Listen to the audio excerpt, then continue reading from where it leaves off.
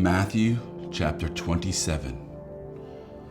From the 6th hour until the 9th hour, darkness came over all the land. About the 9th hour, Jesus cried out in a loud voice, Eloi, Eloi, lama sabachthani, which means, my God, why have you forsaken me?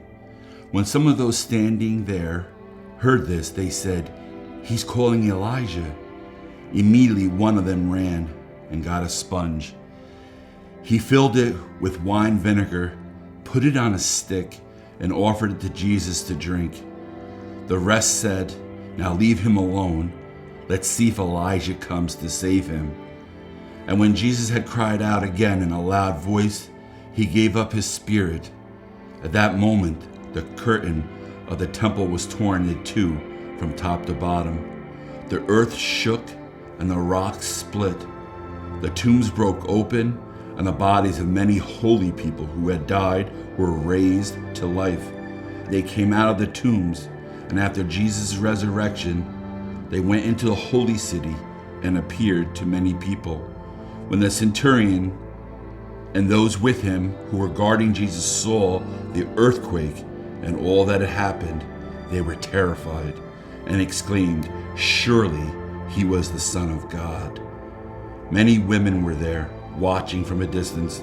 They had followed Jesus from Galilee to care for his needs.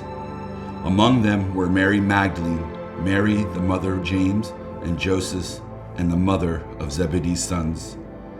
As evening approached, there came a rich man from Arimathea named Joseph, who had himself become a disciple of Jesus. Going to Pilate, he asked for Jesus' body, and Pilate ordered that it be given to him. Joseph took the body, wrapped it in a clean linen cloth, and placed it in his own new tomb that he had cut out of the rock. He rolled a big stone in front of the entrance to the tomb and went away. Mary Magdalene and the other Mary were sitting there opposite the tomb. Jesus is dead. We read in verse 46, my God, why have you forsaken me? Jesus must have felt so alone on that cross.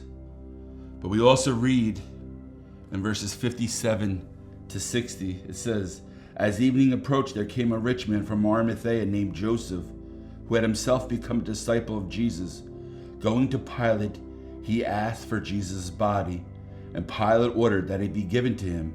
Joseph took the body wrapped in a clean linen cloth and placed it in his own tomb that he had cut out of the rock.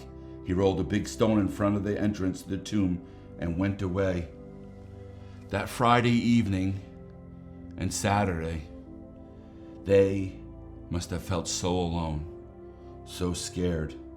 The disciples and these women were all alone. Jesus is dead. Would they be next? What were they to do now? They must have felt so alone and so scared. I want to ask all who are watching, are you scared? Do you feel alone? With all that is going on right now, with all that is happening, are you scared? Do you feel alone? Pastor Chuck Swindoll writes, you cannot have a heartache that Jesus doesn't identify with. You cannot have a pain in your body that doesn't make him nod in understanding. You cannot have a crippling disease or disability he doesn't identify with and stand alongside you in. He was alone, so you don't have to be. Again, he was alone. Jesus was alone, so you don't have to be. You don't have to feel scared or alone. We read in John 14:16 about the promise of the Holy Spirit. The Spirit of God, the Holy Spirit, lives in us. We also read in Hebrews 13, the second part of 6, never will I leave you, never will I forsake you. Again, never will I leave you. Never will I forsake you. You don't have to feel scared. You don't have to feel alone. Jesus is not dead. I'll see you online tonight and on Sunday.